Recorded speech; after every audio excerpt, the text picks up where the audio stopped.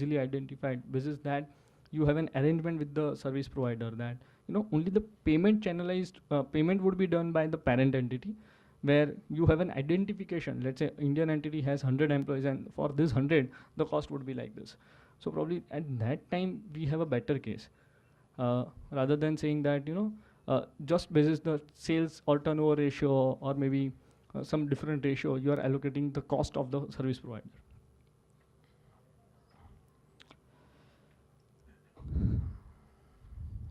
Non-resident agent operating out of India. Let's say export commission, probably there was circular which has been withdrawn, but still the analogy which has been given by the circular still remains valid. Even after withdrawal of circular, there are a couple of decisions which are consistently giving a view that export commission will not be liable to tax in India, because the income accrues or arise out of India. So the analogy of those two circulars still remains good, though circular has been withdrawn. And that we discussed Kanchanjunga. Let's say few miscellaneous points on this, on section 195. Let's say payment made by non-resident to non-resident is covered. Yes, under section 195. Purely a transaction of non-resident between non-resident is covered, provided the income is chargeable to tax in India. You will actually have whether the income accrues, section 911, indirect transfer, whatever. You will actually go through all this. Second, payment by non-resident to a foreign company, which is being a, let's say, a resident in India. This will definitely be covered under section 195. It's very clear. Payment to be made on behalf of non-resident to resident. Now, see, you are aware that you are making a payment to a resident, but it's on behalf of the non-resident. So it becomes very difficult to argue that it's a virtual, effectively payment made to a non-resident itself. So in this case also TDS provisions under section 195 should apply. One interesting decision where, let's say someone argues that I was not aware that the payer is a non-resident. There was a sale of house to a non-resident, which probably the seller was not aware that the party on the other side was a non-resident. However, interestingly, on the sale deed and everything, it was very clearly coming out that the buyer is a non-resident. His address was mentioned of the foreign cut and everything. So this argument will not remain valid. We normally advise that whenever there is a transaction with any individual also, make sure that you take a declaration along with his PAN and everything that he is either a resident or non-resident. So if he's a resident, probably in this case you will fall under section 194 IE, or probably if he certifies that he is a non-resident, you will go to 195. If there is any treaty benefit, apply a treaty benefit. Huh.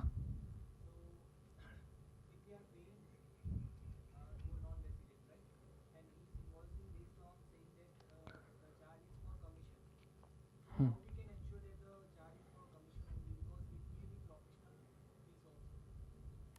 So probably you'll actually dig into the transaction if you have any doubt.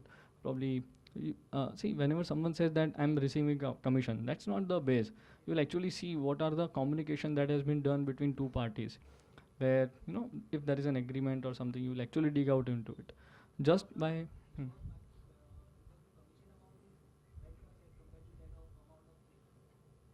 So if there is an agreement which links the payment of commission, see, normally I would say commission would be a variable portion.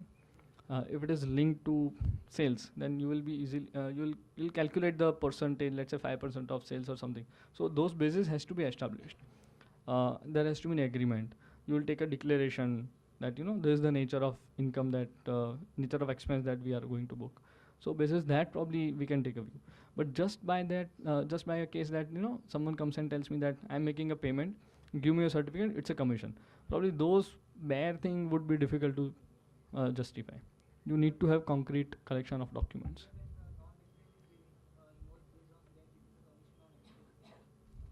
So I'm saying your invoice has to be of commission first. Your agreement has to actually prove that you are paying, Indian company is paying to the foreign party as a commission, which is normally a variable to sales or something.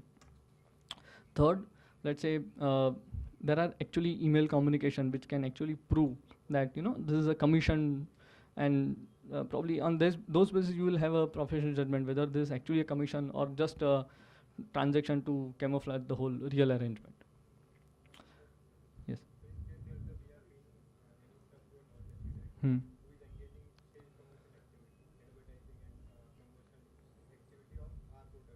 In the foreign country. So, so in this case, probably one can argue that these are the expense for my source of income, which will be out of India. This is very much possible. Advertisement, sales, promotion. No need to deduct it. Yes.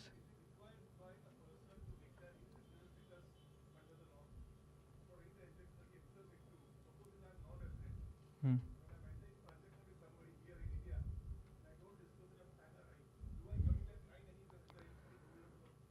Uh, Under income tax, see, I'm not sure about any other laws, but it would be, let's say, whether resident, the person who is paying, has exercised his professional judgment to understand whether, let's say, he has asked something, probably a false declaration, probably save even the payer, but a declaration, sorry, he did not disclose, or probably we did not ask.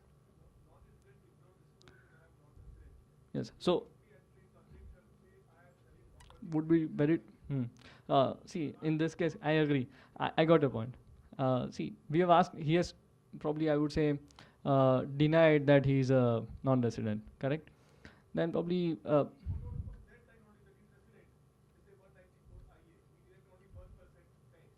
Hmm. See, if in this case, probably as a payer, I, I asked him, probably I should have certain documents. If I have a doubt, probably I'll ask him for the passport at max if he gives a copy of his residential SIM. See, I am not saying you can actually do it, or there is a requirement under any law where you can.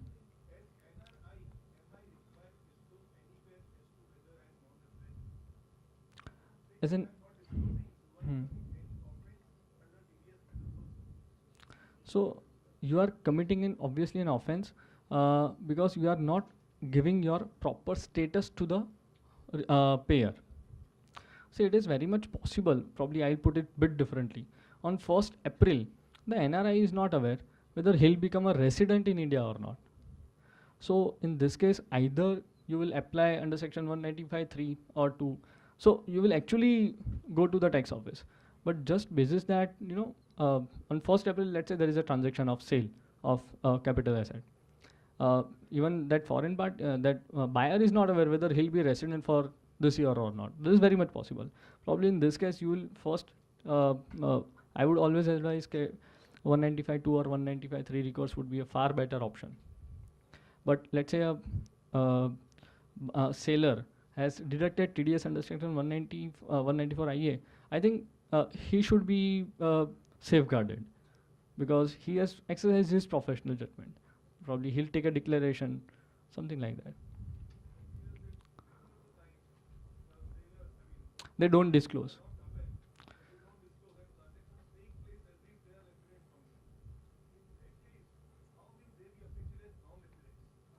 Uh, yes, probably if they become aware. So let's say on 1st April I made a transaction. I'm a buyer. I'm an NRI. On, you are a seller. So see, you have deducted TDS at 1%, 194 IA. Now after 3 months, 4 months, I realize that for this financial year, I'll be a non-resident because now I'll be going back and not staying more than one. So in this case, I'll pay my advance tax.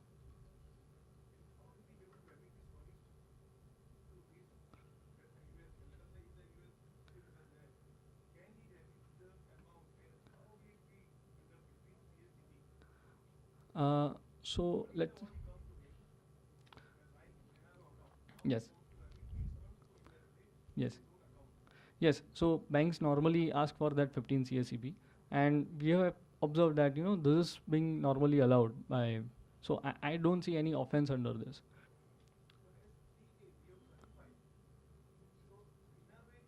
So what? Okay. Yes, what you are certifying is that the amount is going from India to his foreign account. That is the certification. Now we are not going into whether the income which has been booked in his bank account, or the cash which has the amount which has come to his, whether that was probably covered under section 195, what is their income, whether that's a legal income or not, that is not our responsibility at that time. What we are certifying is that there is an amount probably he has borrowed or something, and he is probably his son has gifted to him, and he is getting back to us. So we are just certifying that this amount is going to his account, which is not an income arising in India. Transfer of funds. Hmm.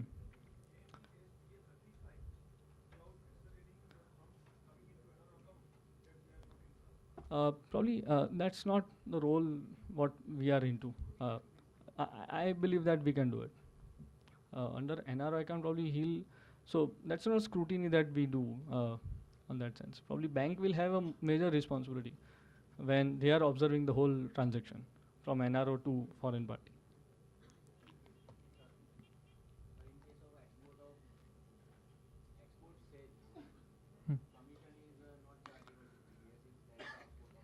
Hmm. Okay.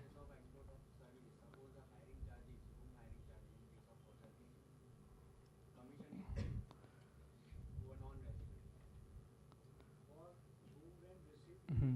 Hmm. A room rent.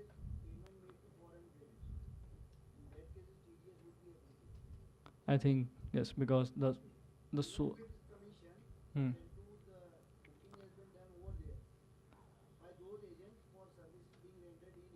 Yes, because services are rendered, utilized in India. I would say more on the utilized in India. Huh. No. So the person who is utilizing the services is in India, so it would be difficult to justify that uh, services are rendered outside. So the person who is utilizing the services is in India in this case.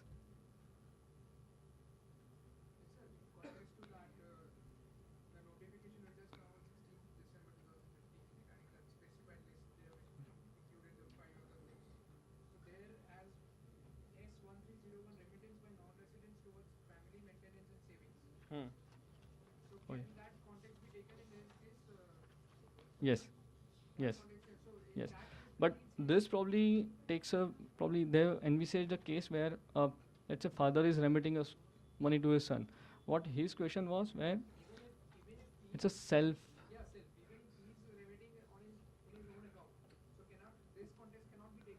Uh,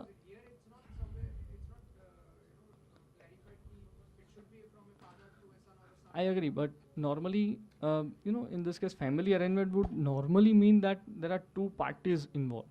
Where his case, he was saying that a person is remitting to his self in foreign.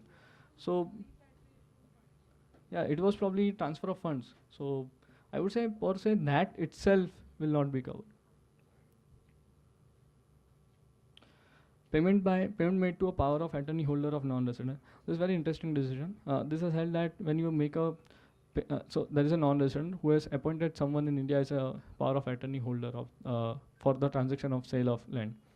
Then whether section 185 will apply or not. Interestingly, this Chandigarh tribunal said that this income, there is a payment to a resident because he has the power of attorney. Uh, so they said that this income finally belongs to the beneficial ownership, though there is a power of attorney held by the Indian resident.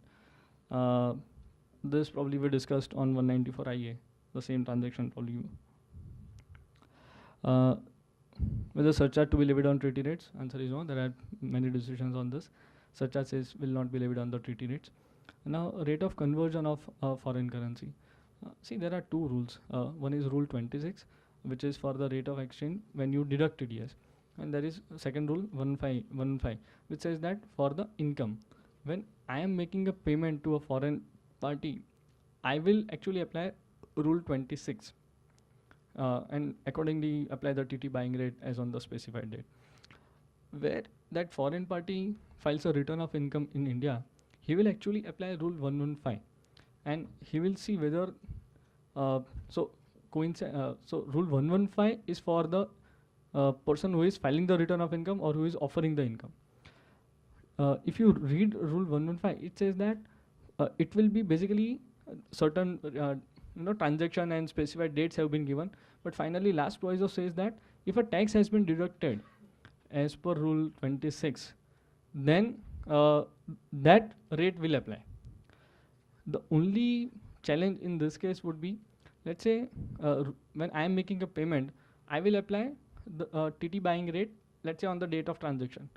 Suppose I goofed up, I applied the rate probably on the, let's say, 31st of March, though I'm making payment of 19th of or 20th of April. The foreign party, when he files his return of income in India, he'll apply Rule 105. He would presume probably that I have applied Rule 26 properly, and taken the rate of exchange on 19th or 20th of April itself.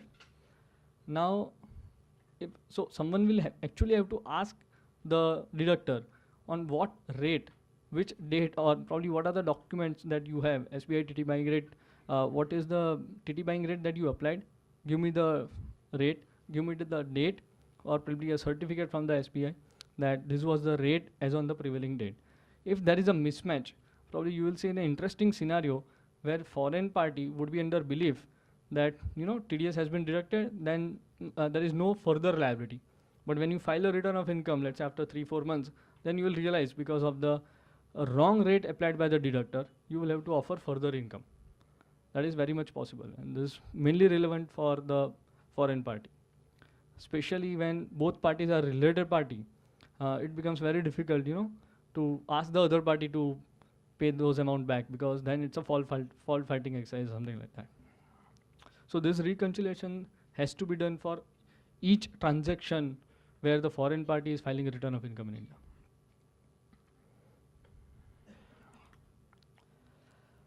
Well, 195.2, probably we are short of some time, so we'll actually directly go to the summary slides. There are 3 ways of applying to the tax office for lower or nil withholding tax. First, 195.2, where the application can be made by the payer.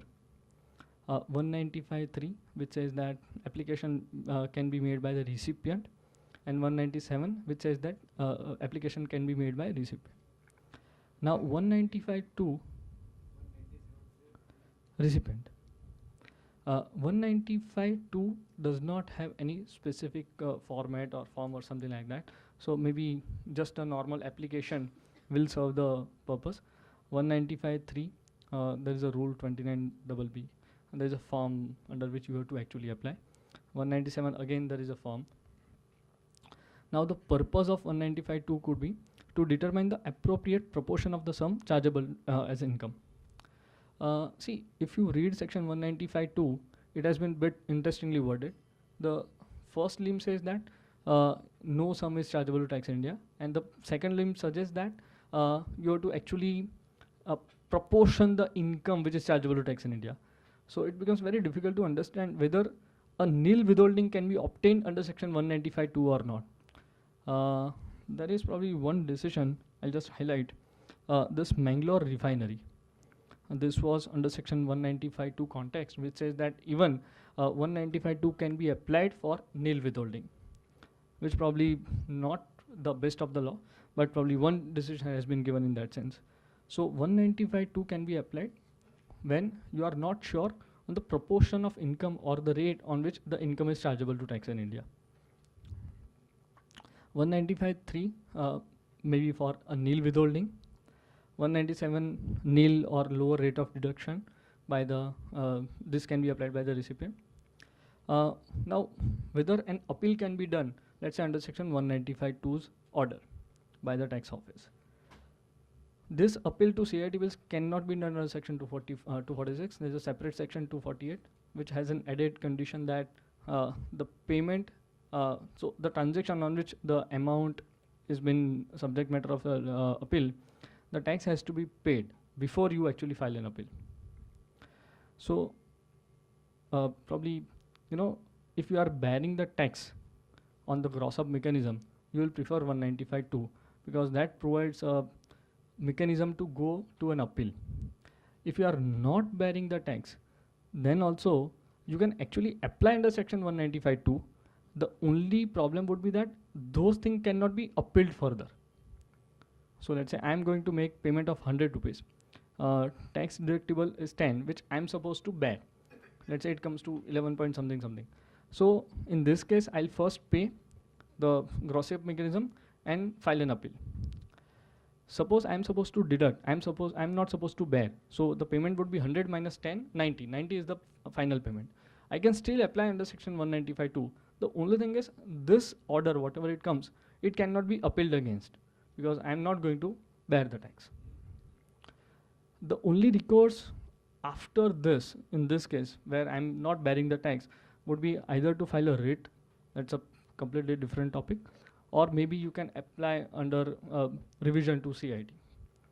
Those so 195.3 which cannot be appealed, again revision is the only option. Similarly 197 revision looks difficult for 197. You'll actually has to exercise an option of writ in that case.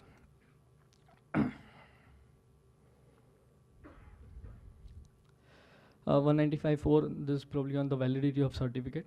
Not nothing much into it. 195.6 section has been amended.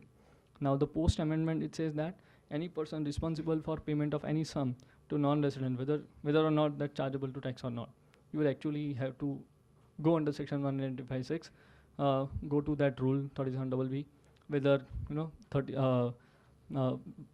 go to that block whether you fall under 5 lakhs less and under 15 CSCB, whether you are supposed to obtain those or not. Non-compliance of this provision can attract a penalty. Yeah.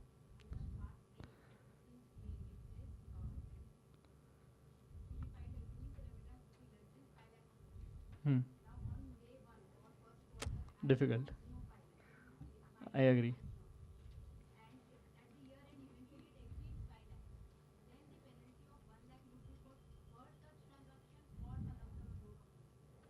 I think this penalty would be for non-compliance per transaction.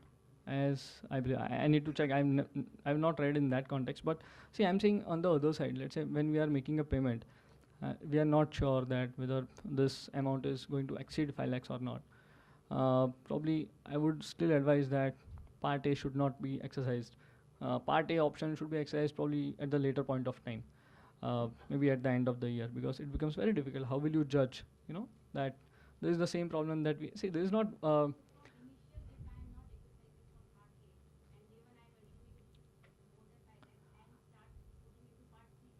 Hmm.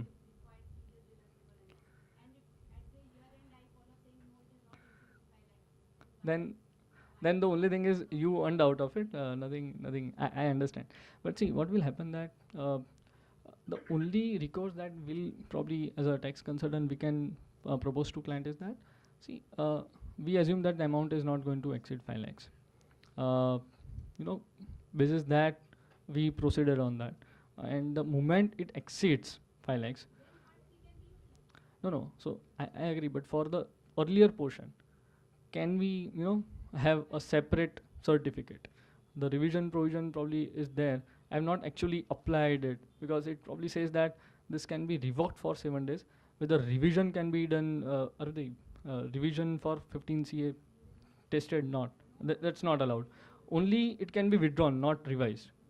So probably we can again obtain a new certificate under Part C and intimate the tax office that this was the case. Probably we have to create a case before they come to us for notice. Maybe no, I'm saying the moment you exceed, probably you can write a letter to tax office that now it has exceeded the earlier, because of this thing, the earlier option I'm revoking and I'm obtaining a certificate under Part C. Something like that can be worked out. Uh, maybe. So you will just keep it on record. Uh, hmm.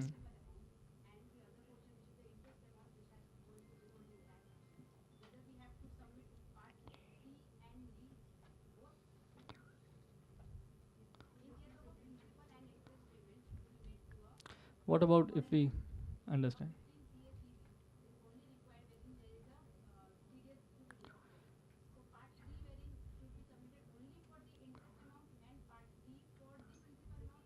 because we, yes, see, it's a single payment, but probably two different transactions.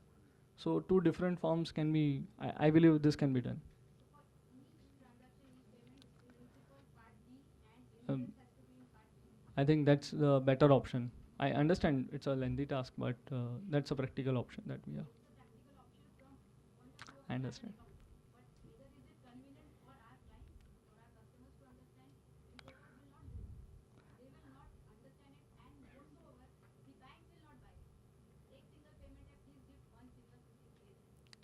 Uh, I think banks are normally okay.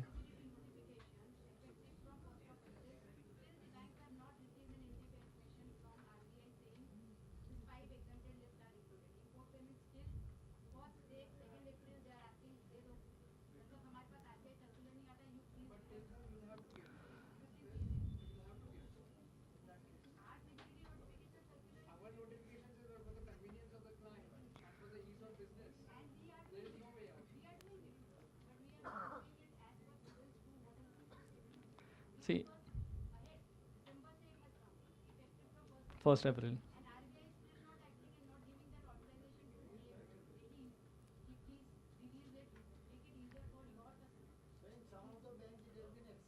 Yes.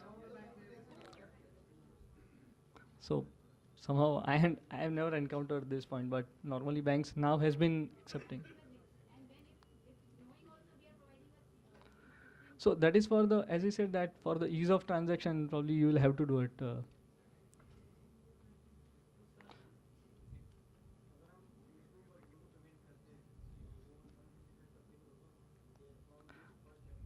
So the only thing is, uh, equalization levy. So see, Facebook, are you making payment to a Indian party or the foreign party? See, many companies, let's say Amazon, you'll actually see that they have a something in India. Correct. No, no. So I'm saying Amazon will have some presence in India. They have formed a separate company. I'm not sure on the Facebook. Mostly it does not have any presence in that.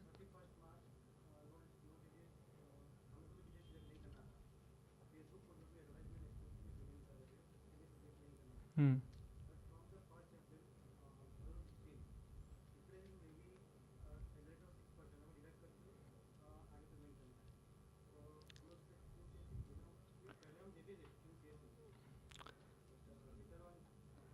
Uh, I don't think so because equalization levy would be a different.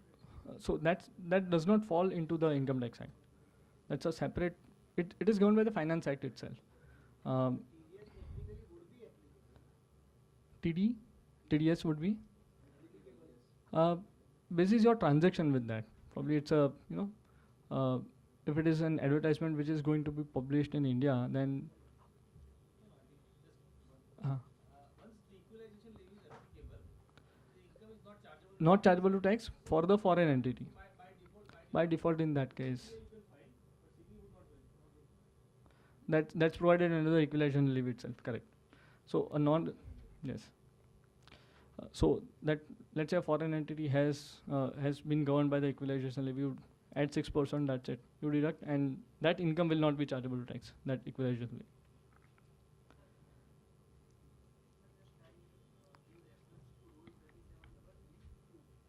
Hmm.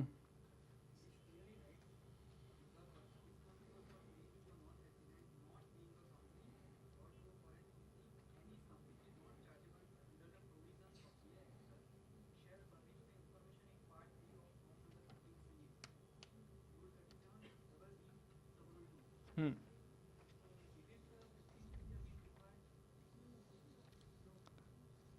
So it says that a person responsible paying to a non-resident not being a company or to a foreign company income which is not chargeable tax under shall furnish information in part.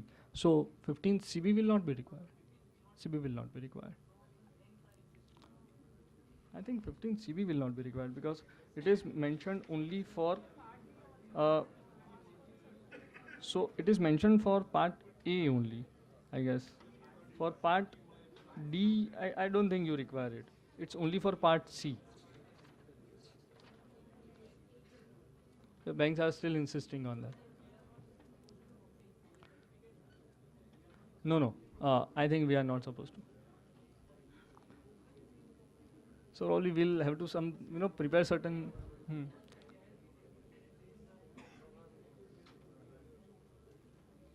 So see, if we issue a certificate, it will always be helpful for the transaction process. I'm saying, but there are, I understand. See, bank will also take some time, probably your matter in this thing. They'll realize probably we'll have to await from some clarification which is given to banks by either RBI or CBDT. Uh, on gross up on gross up mechanism, probably we have some short time. We'll skip this. The only thing is section 198. There is an interesting section which says that only because of this section only, it becomes when a tax has been deducted, it becomes an income of a foreign entity. So otherwise, they would have argued that if I'm receiving 90, how can that 10 be considered as income? So this section is uh, precisely for that only.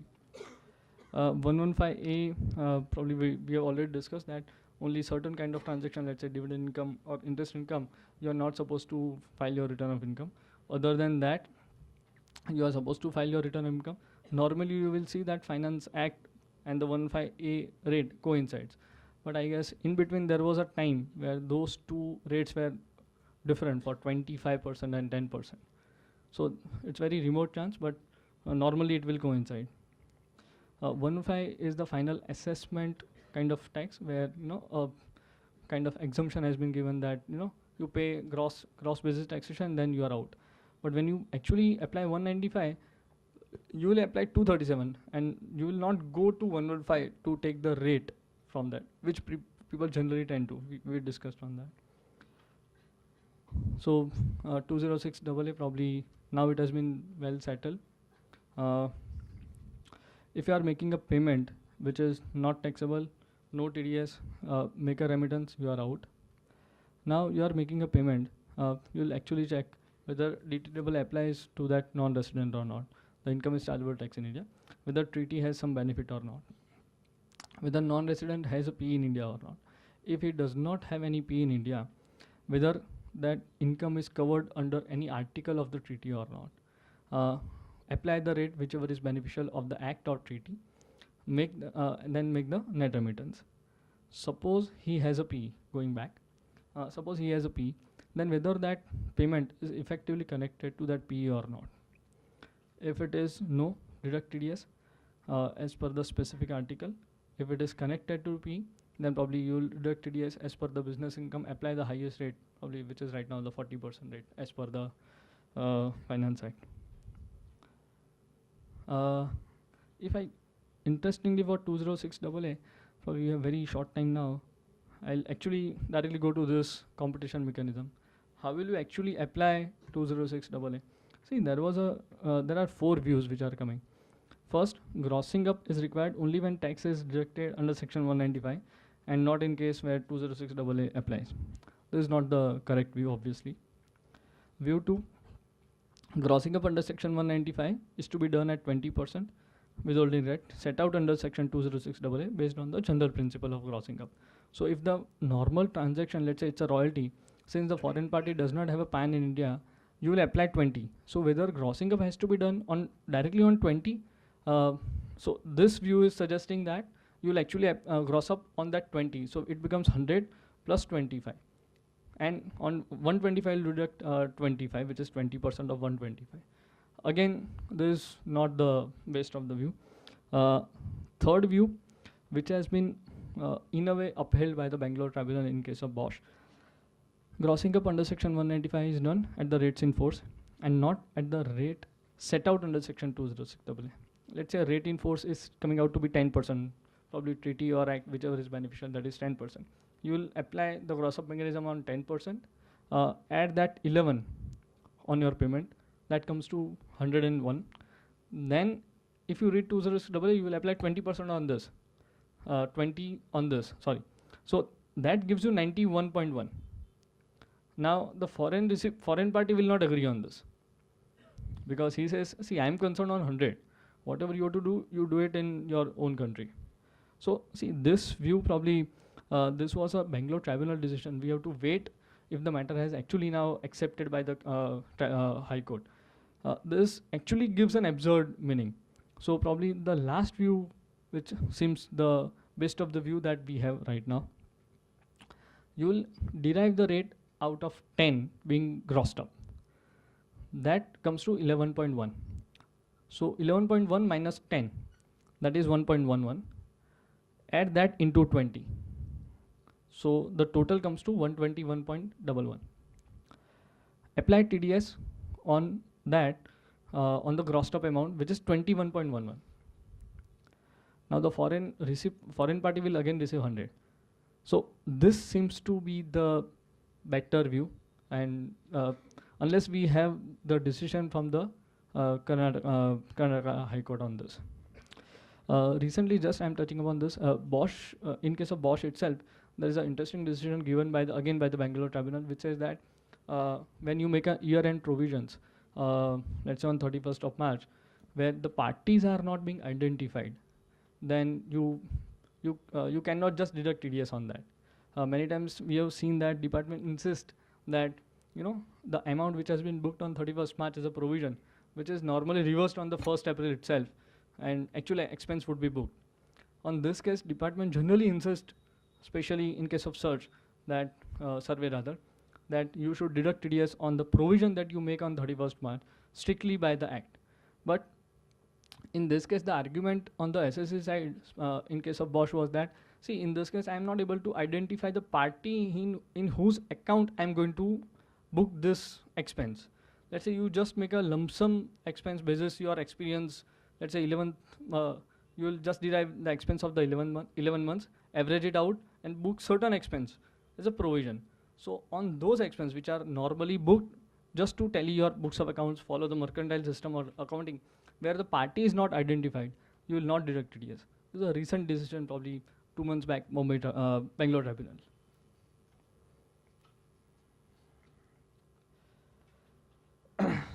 TRC, not very new now. People are aware that you will obtain TRC or maybe supported by Form 10F. Whether TRC is must. First, let's take 3 scenarios. When tax liability is determined under the provision of Act, for example, tax payable on the payment of royalty or fees for technical services, when you are just following the Act, TRC has no role to play. When tax liability is determined under a treaty at a rate beneficial under treaty, then TRC is a must. When any income is considered as not taxable under specific provision, again, you're saying that so basically TRC would be acting as a passport for entering into treaty. If you are exercising treaty, then you should always have a valid TRC substituted by that supported by Form 10F. Normally, when you make a payment to a non-resident, these are the documents you will like to preserve. You will obtain TRC or 10F. Self-certified copy of the PAN, no P declaration, and probably, as you highlighted, sir, we'll also make sure that when you make a certain kind of transaction, you make an undertaking from that he is a resident when the transaction is being envisaged. If possible, you will also obtain the TDS, the challan that he has paid the party, and the beneficial ownership certificate. What are the consequences of non-compliances? 40A, as you know, 201, 2011A, 221, 271C. See, these are probably very routinely applied, everyone is aware. The only thing which I like to highlight is 276B. Now, department, especially the TDS department, has become very active on this. There are sometimes a technical lacuna because of which your TDS dates, you will not be able to punch a date before probably you are filing return in this quarter, and when you want to show that the TDS was actually deductible in past, but it was deducted, you paid along with interest in quarter, let's say transaction has happened in quarter 2, you are filing quarter 4 TDS return, or maybe the year has changed, then you will not show, you will not be able to open that because expense has last year's TDS return, because expense has been booked in this year. You actually paid it, and because of this shows that there was some mismatch on your TDS compliances. The tax has been deducted, you did not deposit it in time. So whenever this kind of scenario, it's better that you just intimate the TDS office before in time, the moment you file your TDS return, that because of the technical lacuna, this amount could not be reflected in that quarter. Please note that we have deducted TDS and paid the amount along with due interest. Otherwise, these prosecution notices have been auto-generated by the TDS office, and the whole, it just gives, and they have to actually issue notices. It just comes out of the software. Many of the clients have actually received notice under section 276B. This is a prosecution notice. Procedure for remittance.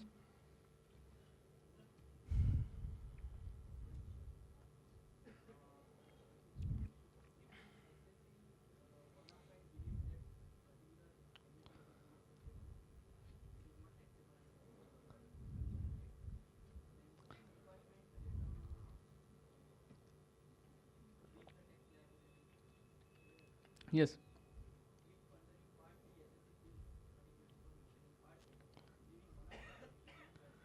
Uh,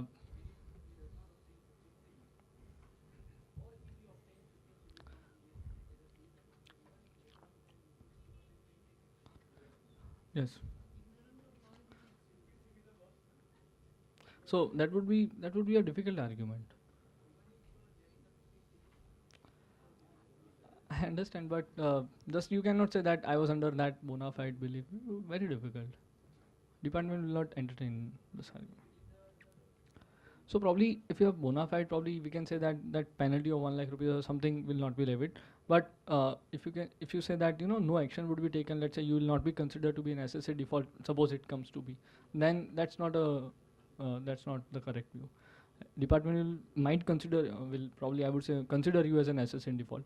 Probably on the penal provision, since you already took a certificate, probably not 15 CB, something like that. That can save you from that penal provisions. But SSA in default, you will be liable to pay that interest.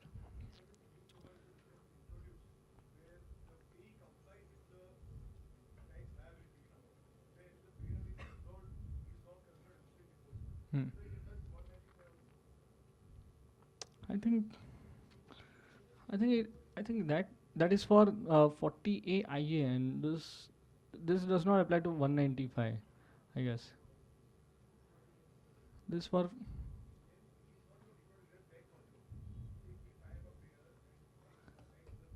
hmm.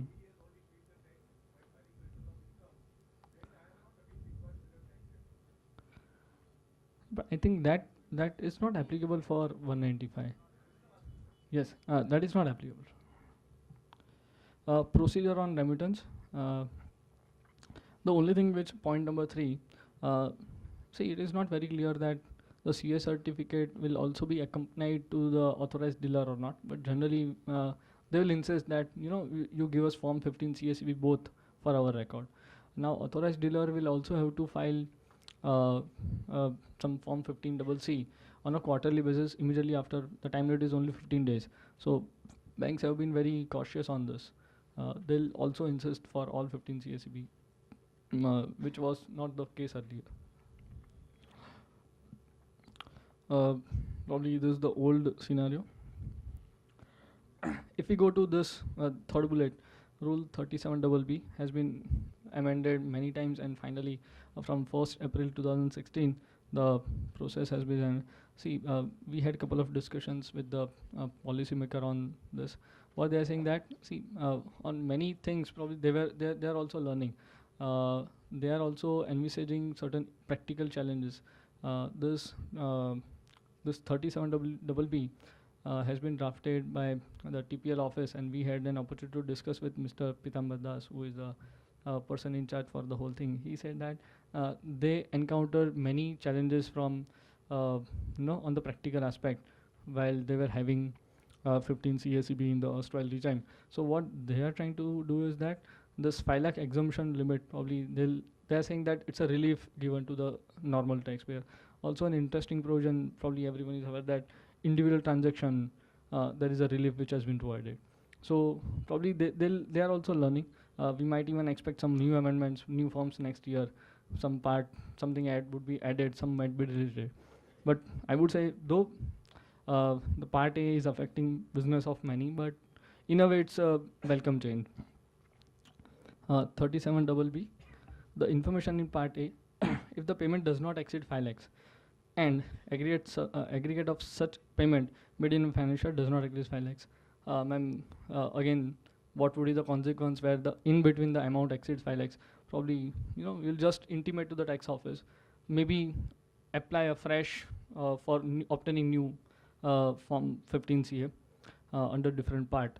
But probably that's probably seems to be a better view. Otherwise, you'll always see a challenge from practicality. You might expect, so earlier there are many cases, let's say there is a punching error and those Form 15 CA was going unattended. So there is a 15 CA, but there is no corresponding payment to it because you then made an error, then you apply a new one.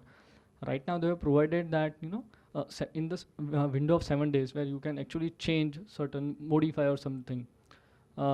People used to receive notices when 15 CA has been filed and no remittance has been done against that because AD was not providing that data to the bank, to the tax office. So probably we'll expect that those notices may again come if, let's say, a new certificate has been obtained where there is no payment corresponding to it. So it's better that you intimate to the tax office immediately you take a new certificate when you exceed that 5 lakhs. Information in Part B for payments other than referred to after obtaining, so let's say 195 to 195.3 or 197 certificate has been obtained, then you will have this. You will use Part B.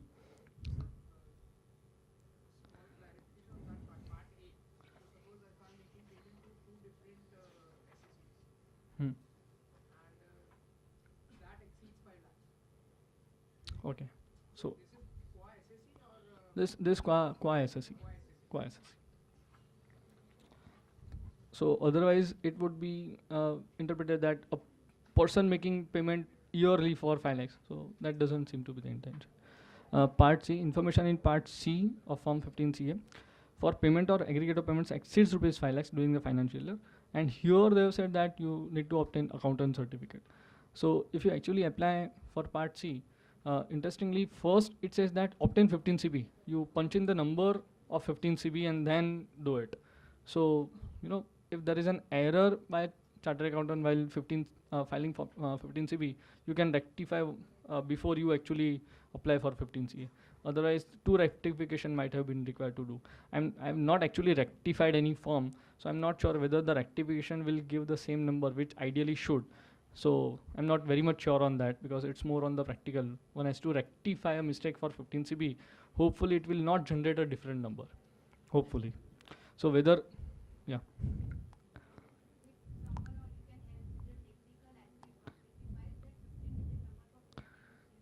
Yes. So I guess if you now apply for 15 CB, sorry, you are saying for 195.2 certificate. 15 CB certificate. Okay. So I guess 15 CB certificate, it gives that digital enough number, the acknowledgement number. So you take out the 15 CB acknowledgement number, punch it into 15 CA. I think it matches. It autofills. So probably what she's saying that doesn't match. So it is not 15 correct. I'm not. It normally it will have the 15 digit which you will actually fill into 15 CA. I'm not seen. Probably you are looking at some different. So you have to identify the acknowledgement number which is on the top of that certificate. So I'm saying let's take a scenario that you applied 15, you obtained 15 CB first, then you applied 15 CA, then somehow you want to change that form 15 CB, you rectify it. So whether a rectified form, because of that again 15 CA needs to be rectified because I guess the number will be the same for the original and the rectified 15 CA, CB. I believe that you need not rectify. So there is probably a practical challenge once someone will encounter, will have an answer.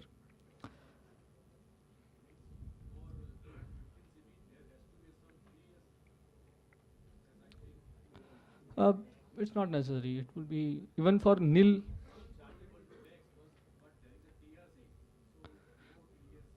So it is possible that you apply a treaty rate, and treaty says that this income is not chargeable to tax in India. So then also you will obtain Form 15 CB. No. So correct. See, I've covered that somewhere later. So let's say someone applies for finally it has decided that this amount is not chargeable to tax because of the treaty rate. Now, if you read Form 15 CA Part C and Part D, it appears that Part D is purely for non-DTAA cases because it does not have any references of DTAA or everything. So then you will actually go to Form Part C only.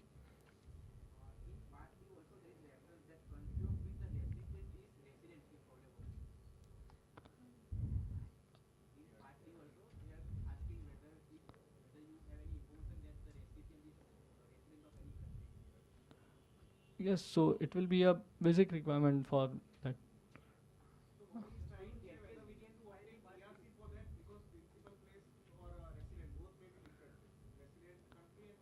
So I'm saying Part D you will not apply if you apply a treaty. So if see TRC will come into play normally when you apply a treaty. So Part D I'll not exercise if I am going through a treaty. So if you are accessing treaty, will go to Part C. So probably that question will not be relevant for Part D. Part D probably you can just put in the country of incorporation. That's it. I agree. I understand, but what I'm saying that see this if you read from Part D, it has no reference of treaty. So how will you punch that you have actually applied a treaty? So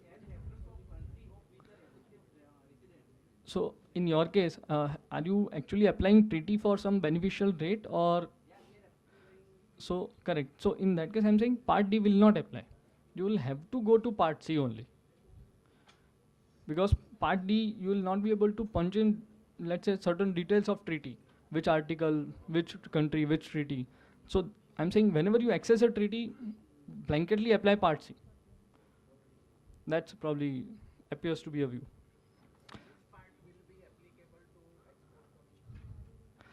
Export Commission probably Part D. Yes. So all those cases where we are trying to prove that the person whom the payment is made is not having a PE in India and no part of his income is accruing and arising in India. Hmm. Wherever we are giving this justification, part D is required to be satisfied Uh, because we are not even going into the treaty. Correct. So if you are not, so I'm saying let have a simpler clarification. Part A probably everyone is clear, less than 5 lakhs. Part B for certificate. Now Part C, uh, treaty wala case, and there is a tax deducted. Otherwise Part D. But sir, this justification that no income is accruing arising in India. So You they can are go to Part D. taking a treaty benefit or not? They are not taking treaty benefit. No. So basis this, probably normally Export Commission we take a view that the foreign income is that Export Commission is not accruing arising on India. So we are taking benefit of the act, not of the treaty. And normally in this case you will not go to treaty. Suppose theoretically there is a case that the income is not chargeable to tax under the act and also under the treaty. Then probably I'll advise that let's go to Part C, obtain Form 15CB. That's a better view. Export Commission, I'll say that's much cleaner case for Part D.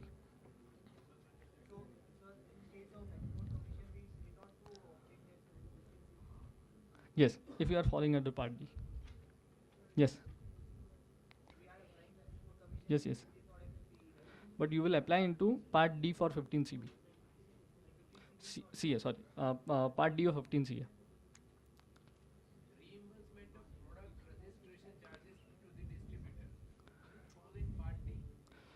I guess yes, because those are actually, a registration fees. Those are not income.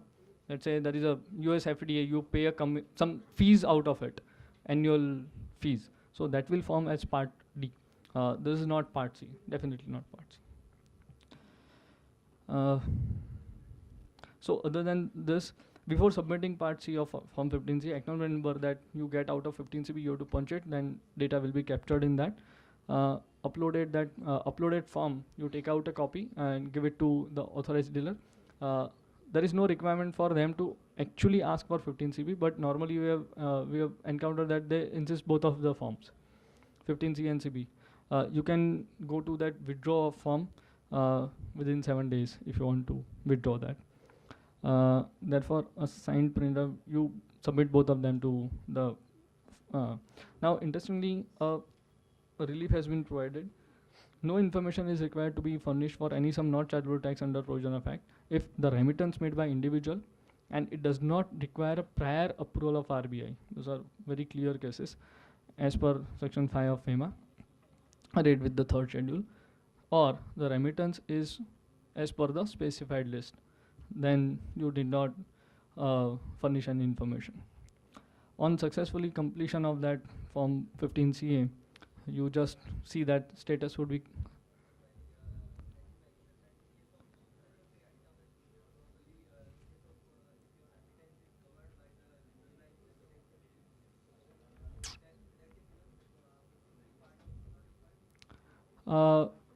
see, because it's covered under the above, it's payment by an individual, so it will not be required.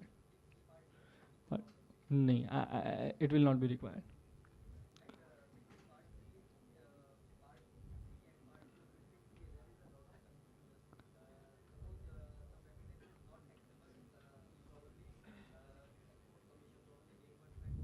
Hmm. Hmm.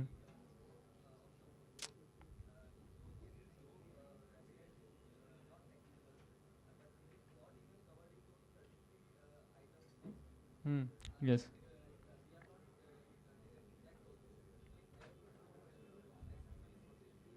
So in that case, I believe that you will actually apply under Part D of Form 15C. CA.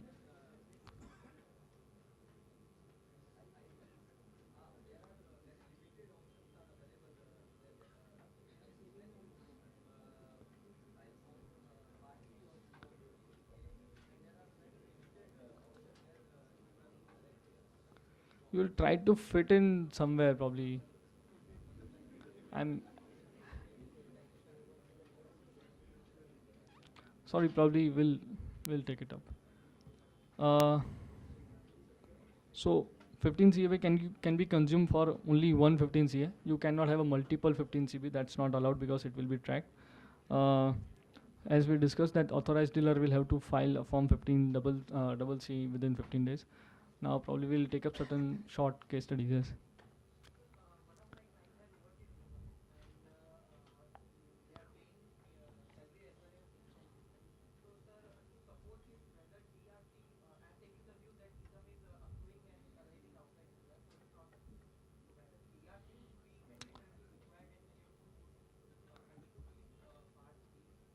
But this payment will not be covered by 195. I'm saying the whole thing will not apply because this will be 192. 195 section per se does not apply.